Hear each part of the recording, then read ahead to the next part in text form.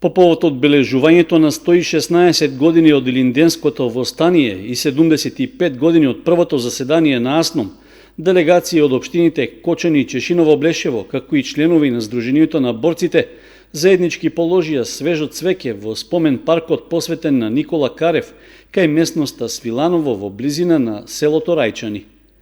Почит кон револуционерите од Илинденската епопеја беше оддадена и на споменикот на слободата во Кочани, каде имаше краток осврт кон борбата на македонскиот народ за своја самостојност, а делегации од општината и од боречката организација положија свежо цвеќе.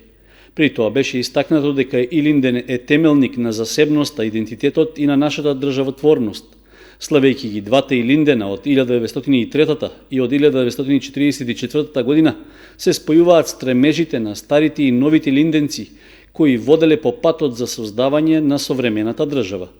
Илинден е мотив за постарата, но и за помладата генерација да проложи да ја гради државата како заеднички дом на сите граѓани, без разлика на верската, националната и етничка припадност, беше речено непригодната свеченост на споменикот на слободата во Кочани. Во одбележувањето на годишнината од Илинденското востание и од АСНОМ учествуваа и членови од општинските совети од двете општини, како и представници на политичките партии во регионот.